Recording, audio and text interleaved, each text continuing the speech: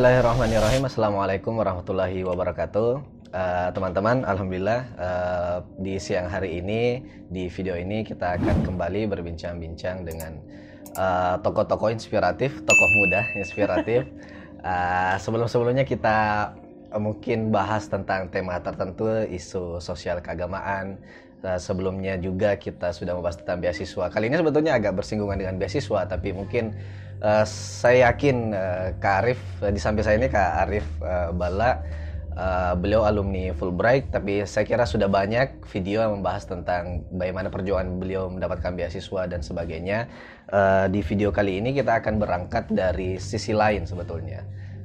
Sisi lain dari seorang award beasiswa. Bagaimana sebetulnya menjadi seorang penerima beasiswa. Karena yang biasa dilihat orang kan semua yang positif, semua yang bagus-bagus gitu. Seperti tidak ada masalah lah kalau seseorang keluar negeri itu. Seperti semuanya aman, tentram, sejahtera. Nah, itu yang ingin kita ulas di video kali ini. Nah, yang pertama mungkin sebetulnya saya juga tertarik ini tentang nama lengkap tak Arif Bala, tapi nama pena yang saya lihat selalu dipakai Arif Max. Dulu tuh Arif Max dulu. Nah, sekarang kan nama pena saya Arif Bala. Kalau nama lengkap Arifuddin Bala. Kalau nama pena Arif Bala. Jadi saya singkat Arifuddinnya menjadi Arif. Yang sebelumnya itu Arif Max terinspirasi dari Max itu memang nama panggilan waktu SMP. Ceritanya dulu waktu SMP saya punya dua guru persis sama dengan nama saya, Arifuddin. Dan pada suatu ketika salah satu teman saya itu di kantin, di dekat saya juga ada Pak Arifuddin, dan dia memanggil dengan Arifuddin tanpa Pak. Nah, teman saya dimarahi sama guru saya. Nah, akhirnya teman saya bilang, kamu harus ganti nama.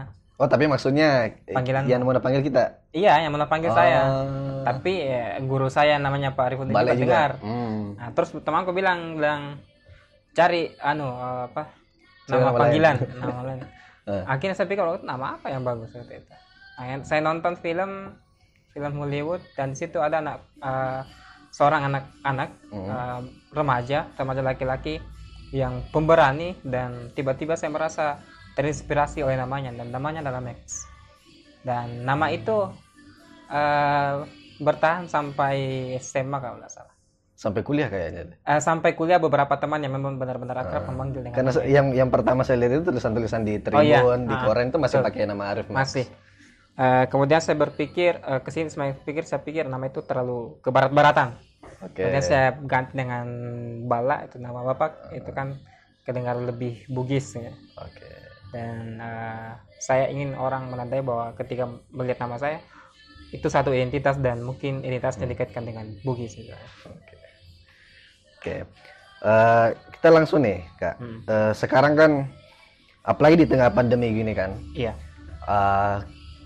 Akhirnya orang kemudian berbicara tentang bagaimana metode pendidikan yang baik, kemudian orang banyak beralih ke pendidikan online dan sebagainya. Sesungguhnya kan di beberapa kampus luar negeri, saya melihat beberapa di antaranya misalnya di Inggris itu sudah banyak yang menawarkan program pembelajaran master misalnya dengan online, distance learning. Nah, apakah sebetulnya masih relevan ketika seseorang berkata sekarang bahwa kuliah di luar negeri itu sebetulnya tidak jauh beda dengan kuliah di dalam negeri, sama saja. Kuliah di luar negeri ya mungkin pengalamannya saja yang berbeda karena langsung kontak dengan sana, tapi kalau ilmunya sebetulnya sama saja. Apalagi sudah ada sistem online. Sebetulnya apa sih yang menjadi alasan utama seseorang itu untuk lanjut ke luar negeri? Kalau pertanyaan itu ditujukan ke saya, yang pertama karena gratis. Beasiswanya sekalipun online learning dan bisa diakses di Indonesia kan tetap bayar toh. Terus jadi yang pertama itu gratis. Yang kedua, saya pikir saya keluar negeri bukan hanya untuk sisi akademik, tapi ada sisi sisi kehidupan budaya dan kehidupan sosial yang ingin saya lihat. Dan itu yang saya pikir tidak bisa transfer lewat screen. Jadi dengan hidup di sana, dengan hidup di negara tujuan, apalagi dengan budaya yang sangat berbeda, ada hal-hal yang tidak bisa di-capture oleh layar. Seperti halnya emosi, indera perasa, itu kan tidak bisa di capture semua sama layar. Seberapapun canggihnya itu tidak bisa. Bagaimana Anda mencium rerumputan di pagi hari, bagaimana Anda melihat orang tersebut tersenyum. Jadi layar yang kecil ataupun lebar yang seperti laptop itu tidak bisa mengcapture semua sisi-sisi kehidupan di luar sana. Dan ketika itu tidak bisa mengcapture semua sisi kehidupan itu, maka ada bagian-bagian kehidupan yang terpotong.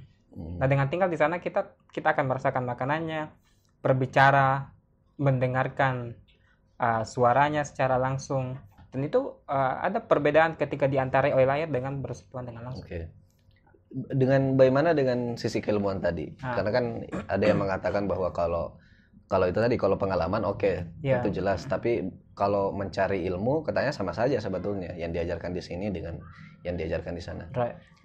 Untuk jurusan tertentu, saya pikir bisa saja iya. Dan saya pikir memang prototipe pendidikan ke depan memang akan seperti itu. Semuanya akan serba online dan itu bagus dalam banyak hal. Misalnya bisa orang dari berbagai kalangan itu bisa mengaksesnya, dari berbagai negara bisa mengaksesnya. Jadi bisa jauh lebih heterogen mahasiswanya di kelas online itu. Itu sisi positifnya. Tetapi kalau saya pribadi, belajar bagi saya itu bukan hanya soal materinya, tetapi juga soal bagaimana saya bersentuhan dengan profesornya. Kalau misalnya bagaimanapun canggihnya kuliah online atau pembelajaran online, itu tidak bisa sepenuhnya menggantikan pembelajaran offline. Betul. Itu tidak bisa sepenuhnya digantikan oleh posisi guru atau dosen atau profesor. Itu tidak bisa sepenuhnya digantikan oleh teknologi atau aplikasi dan seterusnya.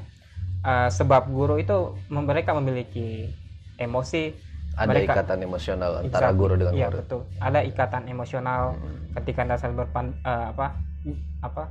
berpandangan, misalnya mengajari secara langsung, itu ada ikatan-ikatan yang tidak bisa digantikan sepenuhnya oleh teknologi. Tetapi bahwa teknologi itu bagus, tentu saja itu bagus. Tetapi apakah itu menggantikan sepenuhnya? Saya kira tidak. Dan apakah itu yang menjadi privilege awal atau yang utama dari seseorang yang kuliah di luar negeri dibandingkan dengan yang di dalam negeri? Bisa jadi, saya bilang bisa jadi karena ada banyak variabel. Alasan kuliah di luar itu salah satunya pengalaman, yang lain karena fasilitas lain yang dirasakan oleh penerima beasiswa tersebut, dan seterusnya. Itu ya, saya pikir bisa jadi salah satu privilege kuliah di luar dengan pengalaman seperti itu. Nah, setelah kuliah di luar negeri dengan berbagai macam privilege itu, yang sebetulnya tidak ditangkap oleh orang lain yang melihat kita ke luar negeri, itu kan berarti sudah dapat beasiswa gratis, ada jalan-jalannya lah, jalan-jalan dalam arti mengalami secara langsung ekosistem yang berbeda dengan yang di tanah air kita. Sebetulnya sisi lain apa sih yang biasanya orang tidak melihat dari mahasiswa yang sedang kuliah di luar negeri? Ada banyak. Sebenarnya saya juga pernah menulis soal ini. Hal-hal yang mungkin orang tidak lihat atau mungkin tidak sadari ketika melihat perjuangan seseorang di luar. Ya terutama kan karena orang cenderung melihat di sosial media, dan di sosial media kan kita cenderung menampilkan yang bagus-bagus. Karena memang kan psikologis masyarakat kita pada umumnya, saya pikir orang yang suka menjudge, sehingga kalau misalnya menampilkan sesuatu yang sepertinya menderita itu dianggap lebay. Karena orang selalu menganggap lebay, akhirnya orang tidak mau cerita dan seterusnya. Padahal ada banyak sekali misalnya beban atau tekanan ketika kuliah di luar, sejauh yang saya alami dan mungkin juga Darul alami, itu saya pikir berbeda dengan banyak hal di dalam negeri. Misalnya tekanan tugas misalnya, itu mempengaruhi mental misalnya, apalagi dengan banyak sekali tugas dan Anda tinggal di luar. Kita kan ketika keluar kita meninggalkan zona nyaman. Betul. Kita harus mencari lagi kafe mana yang misalnya bagus untuk mengerjakan tugas dan seterusnya. Jadi di satu sisi kita harus beradaptasi dengan lingkungan baru, di satu sisi lain kita berjuang untuk menyelesaikan tugas-tugas misalnya, karena kita sadar bahwa kita menggunakan beasiswa dan karena kita menggunakan beasiswa ada target-target yang harus kita penuhi, misalnya kalau Fulbright minimalnya misalnya minimal B, minimal 3,0 IPK-nya. Nah, tekanan-tekanan tersebut yang kemudian tidak ditampilkan di sosial media. Ya kali misalnya kita di perpustakaan nangis-nangis atau di lab nangis-nangis kemudian upload di sosial media kan, ya tidak mungkin yang ditampilkan yang seperti itu. Karena alih-alih mendapatkan misalnya simpati, orang justru merundung atau membuli dan seterusnya. Ada suatu pepatah kalau saya mengatakan bahwa ketika Anda memposting sesuatu yang bagus atau ketika Anda memposting sesuatu yang jelek, yang kurang bagus di sosial media, maka 10% orang itu akan ikut bersimpati. Kalau yang positif 90% lainnya itu senang Anda menampilkan sesuatu yang buruk ya. Sehingga kemudian orang cenderung tidak menampilkan sesuatu yang kelihatan buruk di sosial media. Apalagi memang ada psikologi bahwa di sosial media kita cenderung ingin menampilkan sesuatu yang bagus-bagus. Padahal ada banyak hal-hal lain yang saya pikir jarang ditangkap, misalnya mental health atau masalah psikologis. Yang namanya orang di luar dan sendiri kan banyak sekali tugas, itu bisa menyebabkan stres, depresi, apalagi kalau misalnya banyak tugasnya dan tugasnya kan tidak mudah, misalnya plagiat, ada cek plagiatnya, seterusnya tugas-tugasnya atau dosen-dosennya atau supervisornya yang tidak selalu sejalan dengan pemikirannya si mahasiswa, homesick, rindu orang tua atau rindu orang-orang terkasih misalnya, dengan jarak yang jauh dari Amerika misalnya, itu kan hal-hal yang bisa membuat orang down. Apalagi kalau misalnya ada sesuatu yang terjadi pada keluarga kita, katakanlah kemungkinan terburuk adalah misalnya orang-orang yang dicintai meninggal, itu bisa sangat mempengaruhi mental dan itu saya pikir jarang sekali dimunculkan di sosial media. Di samping karena kesadaran awareness sebagian besar umumnya masyarakat kita itu belum sepenuhnya aware tentang mental health. Padahal mental itu isu yang sangat serius di luar negeri, bahkan di kampus-kampus. Saya pikir juga di Qatar seperti itu. Nah, itu yang saya pikir. Kayak kampus sering memberikan fasilitas itu, konseling. Betul. Akan banyak kejadian. Salah satu, ada sebuah studi yang mengatakan di Australia yang juga bisa menjadi representasi di banyak kampus negara maju seperti Amerika atau Inggris misalnya, atau bahkan di Qatar. Banyak mahasiswa yang bunuh diri karena stres, depresi, dan seterusnya. Sebagian besar dari mahasiswa itu didominasi oleh mahasiswa dari Asia, terutama dari Cina, karena memang Cina banyak sekali memang populasi mahasiswanya di luar. Dan kemudian Indonesia juga termasuk.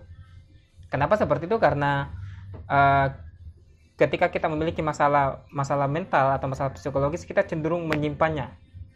Nah, ketika itu tidak bisa lagi ditahan dan itu meledak, orang bisa bunuh diri. Dan itu kan terjadi juga di masyarakat kita. Soalnya kalau orang cerita kan ditertawai, dibully, dibilang lemah, lembek apa dan seterusnya. Saya pikir itu mental health yang jarang dibahas dan jarang kita lihat perjuangannya seperti apa. Itu kan depression is a killer without face. Betul. Dan itu dan saya pikir banyak mahasiswa di Indonesia sendiri yang stres bukan hanya karena masalah sendiri, banyak. Iya, karena yang tertekan apalagi betul. Di luar. Semakin bertambah-tambah tekanan-tekanannya. Nah, kemudian ini kan kemarin pulang 2018 ya? 2019. Berarti sudah 1 tahun. 1 tahun. Nah, setelah pulang nih, ini kan awalnya kan setelah berjuang keras dapat beasiswa, akhirnya pulang. Masalah yang selalu saya dengar para alumni beasiswa luar negeri adalah kita tidak bisa menerapkan idealisme yang kita dapat di luar. Kita diajar idealisme yang terjadi di luar, kebudayaannya misalnya, budaya apapun itu, budaya birokrasi terutama. Ketika pulang kan kita berbenturan, kita ketemu dengan realitas yang terjadi di negara kita. Apakah menurut Kak Arif, apakah itu menjadi salah satu hal yang menyebabkan beberapa orang tidak mau pulang ke Indonesia dan memilih menjadi diaspora di luar, membangun karir di luar? Dan menurut Kak Arif sendiri, sebetulnya sebaiknya alumni luar negeri itu pulang atau tetap berkarir di luar negeri? Itu pertanyaan itu menantang dan menarik menurutku, karena alasan pulang ya. saya pikir kebanyakan kontrak beasiswa itu memang mensyaratkan untuk pulang. Dan kalau pulang, kalau di Fulbright sendiri ada semacam sebelum berangkat itu ada semacam pre-departure orientation atau persiapan keberangkatan. Nah kalau pulang ada lagi. Penyambutan. Ya penyambutan kayak semacam apa namanya ya? Apa ya? Tapi itu istilahnya kayak dulu kan kita dipersiapkan kalau jangan sampai mengalami culture shock misalnya di Amerika sebelum berangkat. Nah kalau balik itu jangan sampai mengalami reverse culture shock. Nah kita kan bisa begitu ya? Iya. Jadi di Fulbright itu ada yang seperti itu juga. Jadi ketika kembali ada semacam penataran lagi. Kenapa sekacau ini? Iya. Orang misalkan di luar sebuah teratur ketika pulang tiba-tiba berbeda sekali. Orang itu kan juga bisa menyebabkan stres dan seterusnya. Saya dulu juga utamanya makanan, tetapi dulu masalah saya bukan makanan. Jadi 3 hari pertama ya saya kan orang, misalnya kita orang Makassar dan suka contoh kan nggak boleh langsung. Nah, ada satu kejadian dia baru balik dari Amerika dan dia langsung makan semacam coto dan itu meninggal. Karena dia langsung hantam itu. Kenapa? Karena makanan di sana di luar kan makanan yang selalu higienis dan seterusnya. Nah kembali ke Indonesia makanan yang tidak terlalu higienis, ya perutnya kan belum adaptasi, itu kan langsung berbahaya untuk perut. Jadi ada namanya reverse culture shock ketika tiba-tiba dari luar yang serba teratur, yang serba maju kemudian ke Indonesia, tiba-tiba jauh sekali perbedaannya dan itu bisa menyebabkan stres. Tetapi saya pikir itu sudah memang kita kan sudah tahu awalnya, kita awal sebelum berangkat sudah tahu bahwa memang Indonesia seperti itu, jadi memang harus dipersiapkan juga secara. Saya tidak terlalu heran sih, dan itu juga butuh waktu untuk beradaptasi kembali, selalu butuh waktu. Karena namanya reverse culture shock. Nah untuk pilihan karir sendiri, bagaimana? Mungkin saya berbeda dalam beberapa hal untuk beberapa orang. Kalau saya sih misalnya terlepas itu memang kebijakan beasiswanya atau tidak, memang kenyataannya adalah banyak alumni luar negeri yang kemudian memilih untuk tidak kembali. Salah satu alasannya karena belum ada sistem yang ada di Indonesia belum mendukung bidangnya misalnya. Memang kan ada bidang yang belum ada di Indo dan hanya ada di luar. Artinya kalau mereka kembali ke Indo, keilmuannya tidak terpakai.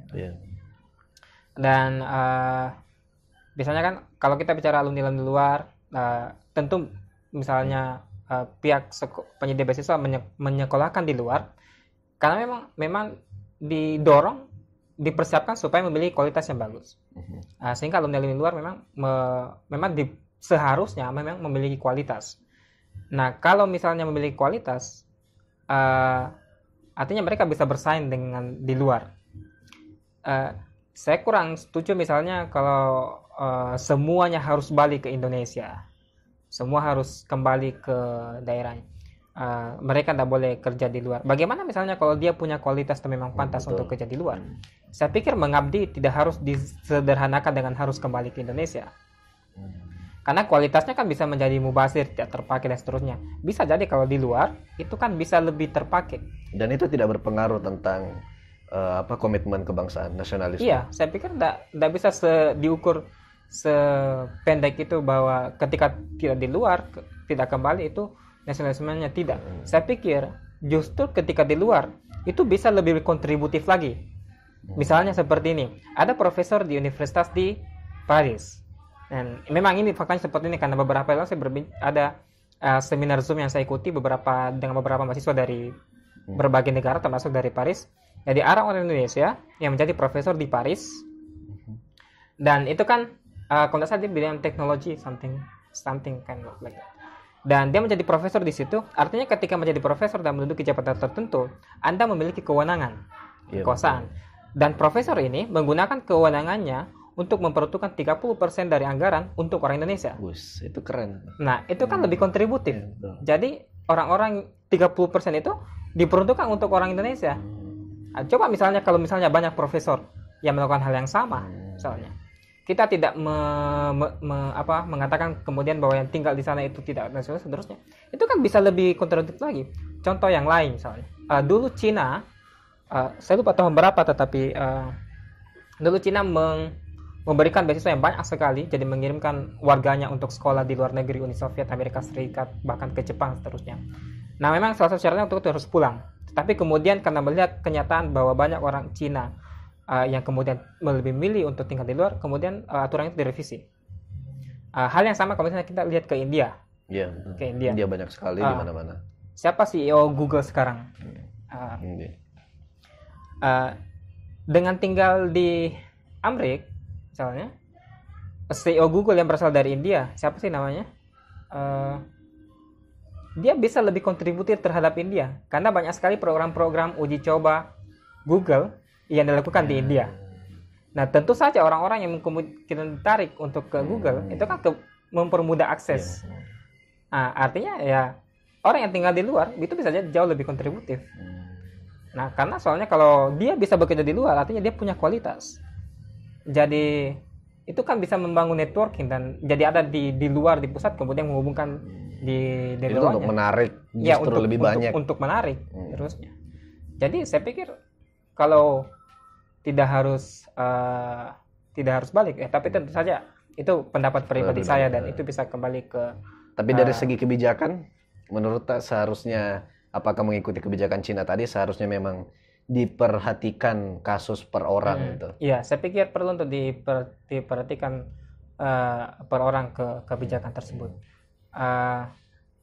Kalau misalnya peluang untuk di luar, saya kira penyedia beasiswa bisa melihat kalau misalnya lebih kontributif. Walaupun misalnya banyak juga misalnya memang mempersyaratkan, tetapi ada juga kebijakan misalnya harus kembali 2 tahun, tapi harusnya kembali ke datang itu bisa dikecualikan misalnya kalau langsung lanjut PhD dengan catatan misalnya Fulbright mendapatkan beasiswa dari kampus, tapi nanti harus kembali ke Indonesia, nanti setelah 2 tahun baru kembali lagi ke sana. Itu kembali lagi ke penyedia beasiswa. Kalau memang bisa lebih kontributif di luar ya why not? Walaupun juga ada kenyataannya bahwa ada beberapa orang yang memanfaatkan beasiswa tertentu mungkin dari pemerintah yang untuk kepentingan pribadinya, misalnya menikah dengan orang di luar dan kemudian berpindah negara padahal sudah dibiayai dan tidak ada kontribusinya ke Indonesia, ya itu harus diusahakan, itu melanggar karena menggunakan uang beasiswa kan uang rakyat juga. Saya pikir ya itu sih ada. Saya pikir tidak ada hal lain yang mungkin perlu untuk dipertimbangkan. Mungkin perlu dilihat case per case. Yep. Nah, ketika menjadi sama seperti sih, kalau kita tadi bicara tentang nasionalisme itu yang selalu, kalau secara pribadi saya itu selalu melihat kasusnya Pak Habibie almarhum. Beliau kan sudah sampai vice president di perusahaan yang sekarang membuat Airbus kan. Sebelum balik beliau seperti itu tadi menarik beberapa timnya yang kemudian timnya inilah yang kemudian membantu untuk membuat N250 Gatot Kaca itu. Tapi di satu sisi ketika saya melihat kasus orang-orang yang sukses di luar negeri, selalu itu tadi, selalu ada perasaan mungkin merasa bersalah ya, mungkin merasa tidak enak karena kalaupun kita sukses di luar ada hubungan emosional yang jauh, terutama dengan orang tua. Karena ada beberapa profesor yang saya tahu yang kemudian saya lihat bagaimana aktivitasnya. Kemudian di saat-saat orang tuanya di masa-masa akhirnya dia tidak bisa, itu kan salah satu bisa dibilang bukan dampak negatif sih, sisi negatifnya mungkin. Sisi negatifnya dari ketika kita berkarir jauh dari orang tua. Karena kan semasa kita hidup kan kita tahu orang tua yang membesarkan kita dan seterusnya. Tapi toh gara-gara mengejar karir misalnya, gara-gara taruhlah kita menyebutnya demikian, gara-gara mengejar karir, akhirnya kita terpaksa harus berjauhan dengan orang tua hingga akhir-akhir masanya. Seharusnya idealnya kan kita dekat dengan orang tua, merawatnya secara langsung dan seterusnya. Tapi gara-gara mengejar karir itu, menurut Kak Arif bagaimana dalam soal seperti ini? Iya, setiap pilihan pasti punya konsekuensi. Iya, konsekuensinya. Dan bisa jadi kalau Anda berkarir di luar, itu satu konsekuensinya jauh dari orang tua.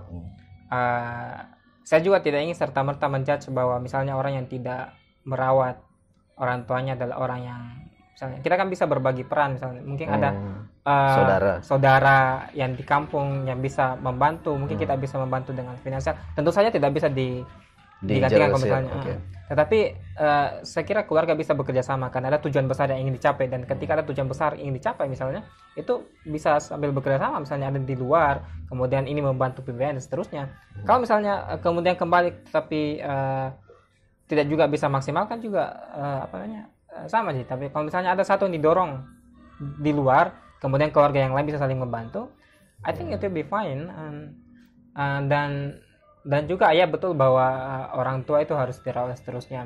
Tetapi kan kondisi keluarga setiap orang kan bisa berbeda-beda. Ada yang bilang bahwa keluarga itu adalah surga, tapi ada juga yang bagi beberapa orang keluarga itu adalah neraka misalnya. Ya kan? Iya kan? Ada. Kenyataannya ada. Kenyataannya ada. Ada orang-orang yang keluar negeri atau berusaha sukses karena selama ini trauma di keluarganya dan seterusnya. Betul. Itu kan fakta. Itu kan fakta. Ada banyak berita kok di TV atau di koran yang justru menjauh dari keluarga. Jadi keluarga itu bisa menjadi tempat untuk tumbuh setinggi-tingginya, bisa menjadi tempat untuk menggugurkan cita-cita serendah-rendahnya. Menurut saya itu kembali ke persoalan pribadi, pandangan pribadi dan persoalan pribadi. Dan saya pikir pada wilayah itu saya tak terlalu memiliki kewenangan untuk mencampuri. Kalau saya pribadi, saya pulang karena salah satu alasannya karena orang tua. Supaya lebih dekat dengan orang tua. Saya karena merantau sejak lama, itu salah satu hal yang saya sadari ketika merantau sejak SMP kayaknya, SD. Adalah saya menyadari bahwa ternyata ada sekian tahun saya tidak melihat saya kehilangan momen untuk melihat orang tua saya menua. Pernah satu ketika tiba-tiba saya pulang dan tiba-tiba saya sadar sudah begitu banyak uban yang tumbuh di kepala ibu dan bapak saya, dan jalannya tidak lagi setegar dulu. Dan itu kemudian menyadarkan saya bahwa ada begitu ternyata banyak momen atau waktu yang dilewatkan tanpa bersama dengan orang tua. Dan pada titik tertentu itu membuat saya sadar untuk misalnya kembali, walaupun tentu ada juga faktor-faktor yang lain. Salah satunya karena kebijakan beasiswa saya harus kembali ke Indonesia 2 tahun. Melebar sedikit ke wilayah itu, tapi masih bersinggungan sih. Ketika melihat tokoh-tokoh sukses, terutama yang misalnya yang berkarir di luar negeri, saya kadang-kadang ketika membandingkan dengan bagaimana hubungan dia dengan keluarga, terutama dengan anak sih. Karena misalnya beberapa tokoh yang saya lihat itu akhirnya ada yang terpisah suami istri, beda negara, ada yang terpisah dengan anaknya, ada yang gara-gara berkarir di luar negeri anaknya di sini, akhirnya anaknya terpengaruh dengan pergaulan yang kurang baik. Menurut bagaimana? Apakah itu menjadikan reputasinya sebagai tokoh yang sukses itu sebetulnya menjadi tidak begitu sukses karena anaknya ternyata, maksudnya gara-gara karirnya ternyata urusan keluarganya tidak begitu baik. Saya sebenarnya lebih cenderung untuk menghindari mengomentari yang wilayah seperti itu, kan masuk ke wilayah privasi seterusnya, wilayah tergantung. Tapi maksud saya definisi sukses yang ideal menurut Tak. Untuk mendefinisi sukses yang ideal menurut Tak antara dilema antara pilihan karir dengan terus bersama keluarga misalnya. Dalam kondisi seperti itu, pilihan apa yang akan kita pilih? Saya sebenarnya tidak menyukai kalau dikasih pilihan seperti itu. Menurut kita pilihan yang jahat karena keduanya bisa berjalan beriringan. Iya sih, ada memang beberapa orang yang kemudian keluarganya berpecah belah karena mengejar studi di luar, jangankan mengejar karir di luar, bahkan studi pun itu bisa merenggangkan hubungan. Ada yang saya tahu karena dia kuliah di luar, kemudian dia cerai dengan keluarga istrinya. Dia cerai dengan suaminya karena istrinya yang di luar, ternyata suaminya di belakang yang selingkuh. Dan bahkan bukan cuma yang sudah menikah, yang belum menikah pun misalnya itu bisa jadi LDR, gara-gara LDR. Ada setengah mati kuliah di luar, kemudian di belakang ternyata katakanlah mungkin tunangan ternyata selingkuh terusnya. Itu salah satu dampak yang bisa ditimbulkan. Tetapi misalnya apakah harus karir dulu atau keluarga dulu, itu pertanyaan yang berat, apalagi saya belum berkeluarga, jadi insya Allah secepatnya. Tapi ya tentu bagus kalau misalnya bisa sama-sama keluarga di luar, karena ada juga saya lihat banyak beberapa teman yang sama-sama keluarga di luar membawa istrinya dan anak-anaknya di luar. Ya tentu beda-beda lah kasus setiap keluarga, karena ada juga yang pasangannya harus bekerja dan terikat dengan perjanjian karena dia ASN seterusnya. Saya pikir itu kembali lagi ke masing-masing. Saya sulit untuk mengomentari untuk wilayah itu. Tapi menurut family first. Kalau saya sih family first. Bagaimanapun keluarga tetap. Ya tentu yang saya maksud dengan keluarga adalah keluarga yang keluarga inti barangkali yang benar-benar mendukung, karena frase keluarga juga itu bisa tidak sesempit karena pertalian darah. Bagi saya keluarga orang-orang yang membantu saya pada saat masa-masa sulit dan hadir di sana untuk mendorong saya, bagi saya itu keluarga. Karena banyak juga keluarga yang hanya karena ada kata keluarga yang kemudian merasa memiliki hak prerogatif untuk terlalu mencampuri termasuk menentukan pilihan hidup. And I hate that, guys. Oke, nyambung deh. Langsung nyambung ke bagaimana sih sebetulnya Kak Arif nih dengan berbagai macam. Saya kira di banyak tulisannya itu sangat jelas tergambar bagaimana Kak Arif dialektika dengan komentar-komentar orang lain. Karena ada penulis yang mungkin tidak mau membahas itu.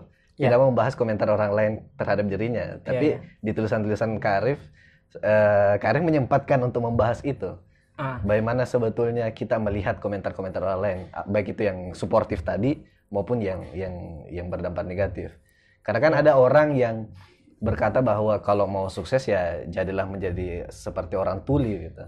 Seperti katak, selalu ada cerita tentang itu, ada katak, jadi ada perlombaan katak untuk naik di menara, melompat, yang lainnya berjatuhan, ada satu nih yang bertahan. Setelah ditelusuri ternyata katak itu tuli. Nah itulah yang menyebabkannya dia bisa sampai di, itu yang pernah saya dapat. Menurut Kak Arif, apakah memang kita harus tuli seperti itu atau bagaimana? Ada juga yang bilang jangan lihat siapa yang bilang, tapi dengar, perhatikan apa yang dikatakannya. At some point itu bisa benar, tetapi pikiran kritis saya setiap kata-kata, setiap pepatah atau apa sih istilahnya, proverb seperti itu bisa dikritisi soalnya. Saya sih selalu punya filter. Saya selalu mendidik diri saya untuk menjadi kritis. Jadi ketika ada yang mengomentari, memberi nasihat, saya selalu menanyakan, is that true? Is that right? Why he said like that? Apakah itu punya landasan yang kuat seterusnya? Apakah ada cara lain? Nah, itu yang selalu saya bertanya. Jadi selalu ada filter bagi saya. Sehingga kemudian filter ini yang menyisihkan mana komentar-komentar yang perlu saya dengarkan, mana komentar-komentar yang tidak perlu saya dengarkan. Karena kalau kita tidak hidup untuk menyenangkan semua orang. Betul. Ada orang-orang yang mungkin senang dengan kita, ada juga orang-orang yang tidak senang dengan kita. Dan tidak mungkin menyenangkan semua orang. Betul, tidak mungkin menyenangkan semua orang. Dan kita memang tidak terlahir untuk menyenangkan semua orang. Ada orang-orang yang misalnya ingin juga menyetir kita, misalnya kita harus sesuai dengan apa yang dia mau pada seterusnya. Tetapi menjadi masalah misalnya kalau orang itu tidak punya kontribusi ke diri kita misalnya. Yang saya pelajari dalam diri saya adalah saya sejak kecil sudah independen. Ada banyak keputusan misalnya yang kemudian saya putuskan sendiri. Tentu dengan konsekuensi yang juga harus saya tanggung sendiri. Nah, ketika saya misalnya sampai pada titik ini, ternyata ada juga orang-orang yang berusaha hanya karena berlandaskan misalnya atas nama hal-hal tertentu kemudian berusaha untuk mempengaruhi pikiran saya. Saya selalu menghargai bahwa setiap orang ingin berkomentari, ingin menasihati, ingin saya menganggap sebagai tanda sayang atau seterusnya. Walaupun tidak selalu seperti itu. Saya selalu kritis siapa yang bilang benarkah apa yang dia katakan, apakah ada cara lain untuk melihat itu dari sudut pandang berbeda. Jadi saya selalu bersikap kritis sehingga kemudian sikap kritis tersebut kemudian memungkinkan kita untuk memfilter mana yang perlu didengarkan, mana yang tidak perlu didengarkan. Karena kalau kita mau dengarkan semua pusing kepala, dari stres orang kalau saling bertentangan antara satu saran, antara satu pendapat dengan pendapat yang lainnya. Baiklah, itu tadi mengenai komentar kita dengan orang lain dalam jenjang karir, sekolah dan seterusnya. Yang terakhir mungkin ini Kak di penghujung video. Saya dengar sedang membangun sebuah platform baru, platform yang membahas tentang bahasa. Bisa dijelaskan nggak apa? So, nama platform itu namanya Deshua. Itu bahasa apa itu? Joshua itu bahasa Inggris yang berasal dari bahasa Jerman. Saya mendirikan itu bersama dengan mahasiswa saya, Fauzan, Rahmat Fauzan. Jadi kita sebenarnya sama-sama founder, karena kan founder Pandrita, okay. Paling tidak founder platform ya. Tujuan utamanya sebenarnya adalah saya di Amerika saya akan mengambil 2 jurusan. Yang pertama adalah TESOL dan kedua linguistik, kajian bahasa.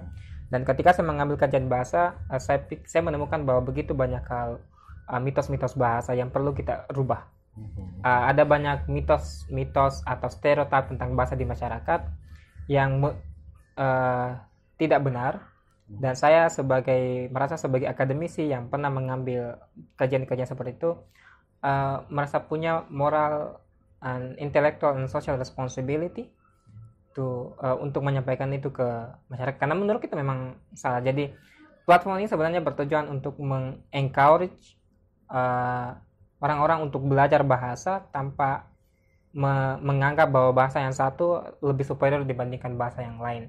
Saya ingin kita mempelajari bahasa, katakan itu bahasa Inggris, dengan percaya diri tanpa merasa khawatir ditertawakan, khawatir kalau misalnya salah, khawatir kalau misalnya punya aksen atau logat, merasa bahwa kalau bahasa Inggris lebih hebat daripada yang lain, kalau berbahasa Bugis merasa lebih inferior dan seterusnya. Padahal menurutku itu yang menentukan bukan bahasa, tetapi ide atau gagasanmu. Justru saya pikir bahasa-bahasa seperti bahasa lokal, bahasa Bugis Makassar misalnya, itu adalah aset. Sayangnya di masyarakat ada yang mengatakan bahwa itu bisa menghalangi misalnya belajar bahasa Inggris, bahasa Indonesia. Padahal secara tidak ada studi yang betul membuktikan itu.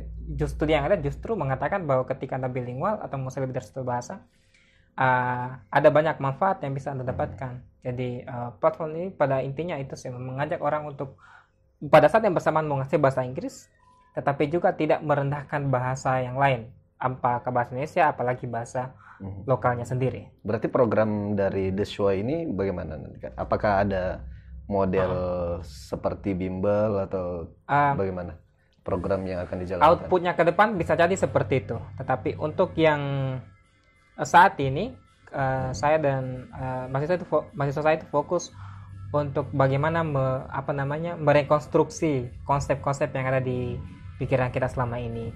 Karena menurut salah satu studi, kita bisa belajar bahasa tertentu dengan baik, dengan positif, itu tidak serta-merta dipengaruhi karena usia, karena latar belakang etnis, karena latar belakang suku, karena agama, dan seterusnya.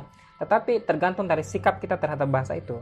So, ideologi kita dan sikap kita terhadap bahasa itu menentukan keberhasilan kita untuk berbahasa. Jadi kalau misalnya Anda memiliki language ideology atau ideologi dan sikap berbahasa terhadap bahasa Inggris yang terlalu melebih-lebihkan, mengglorifikasi berbahasa Inggris, bisa jadi kemudian Anda tidak berani untuk berbahasa Inggris karena merasa harus perfect structure-nya, harus perfect grammar-nya, Anda takut ditertawai, dan bisa jadi kita juga sebagai orang yang mendengarkan bisa jadi juga memiliki mental yang sama, menertawakan orang misalnya.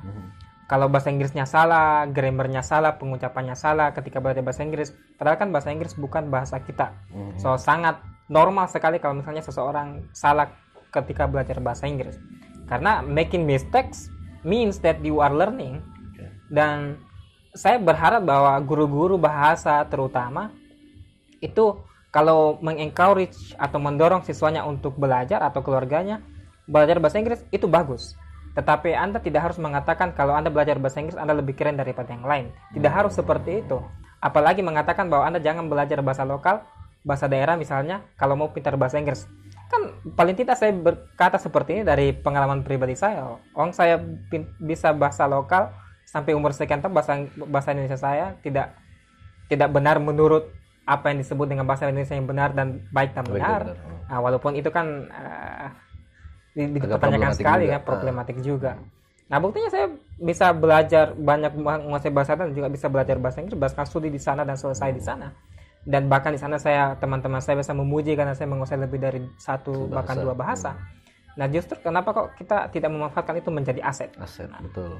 Nah, jangan sampai misalnya kapital-kapital budaya misalnya, gelar-gelar kebangsawanan itu diteruskan, dipelihara, tetapi pada saat yang bersamaan aset-aset seperti bahasa itu tidak dilestarikan. Kalau bukan kita yang lestarikan, terus siapa lagi? Padahal bagi saya itu kalau kita kehilangan bahasa itu tragedi. Pernyataan itu tadi membuat saya mengingat tentang beberapa kasus ya, tentang artis-artis yang selalu berbahasa Inggris. Right. Kemudian mereka dikritik karena kalau kalian berdarah Indonesia, kenapa mesti berbahasa Inggris lebih dominan dibanding bahasa Indonesia? Menurut Kak Arif, apakah itu penilaian yang adil? Tergantung lagi konteksnya sih. Tergantung konteksnya. Karena memang menurut penelitian yang dilakukan oleh Hassall dari Australian National University bersama kawan-kawannya, itu menunjukkan bahwa kita memiliki sikap yang positif terhadap bahasa Inggris, sehingga wajar kalau misalnya orang banyak menggunakan bahasa Inggris, memasukkan bahasa Inggris, karena ketika orang-orang memasukkan berkata dalam bahasa Inggris, padahal pada saat yang bersamaan sebenarnya memiliki opsi juga menggunakan untuk berbahasa Indonesia, itu sebenarnya dilihat dari konteksnya dan niatnya juga barangkali, karena bisa jadi ketika dia berbahasa Indonesia, dia sedang ingin menunjukkan sesuatu. Misalnya dia ingin menunjukkan authority, dia ingin menunjukkan kelasnya, dia ingin menunjukkan status sosialnya. Di Indonesia kan kalau Anda belajar pintar bahasa Inggris, itu status sosialnya dianggap lebih tinggi, dianggap lebih educated, lebih terdidik, lebih dikatakan kelompok menengah ke atas terusnya. Nah, bisa jadi ada motif-motif tertentu ketika misalnya seseorang untuk berbahasa Inggris, sementara misalnya tidak ada konteks yang mengharuskan dia untuk berbahasa Inggris misalnya. Atau ada pilihan kata yang lain yang sama, kurang lebih sama lah padanan artinya, tetapi lebih milih bahasa Inggris, itu bisa jadi ada motif-motif lain. Tidak bisa dijudge begitu saja. Tidak bisa dijudge begitu saja. Karena ya itu lagi, language ideology, language attitude itu menentukan. Jadi bagi saya ada yang mengatakan bahwa kenapa kita menggunakan bahasa itu pada waktu tertentu, kan ya karena bahasa itu ada. Bagi saya tidak. Kita memilih bahasa tertentu karena itu tergantung sikap dan ideologi kita tentang bahasa itu. Misalnya kenapa misalnya kalau ketemu kita teman-teman kita kan sama-sama semua pintar bahasa Bugis, pintar bahasa Indonesia, pintar bahasa Inggris, dan tidak ada konteks yang mengharuskan kita semuanya misalnya harus berbahasa Indonesia atau berbahasa Inggris. Kenapa kita mengambil bahasa Indonesia atau bahkan bahasa Inggris sementara bisa di semuanya bahasa Bugis? Karena ada faktor itu, language ideology ya, sikap kita terhadap bahasa itu. Karena misalnya kita berbahasa Inggris karena ingin dikenal misalnya lebih educated, atau karena memiliki lebih pengalaman keren, internasional dan seterusnya. Itu ada motif-motif seperti itu. Ya kecuali kalau misalnya memang ada, karena memang juga ada frase-frase tertentu dalam bahasa tertentu yang tidak bisa sulit. Sepenuhnya yang sulit. Nah, itu bisa jadi kan bahasanya sulit terusnya.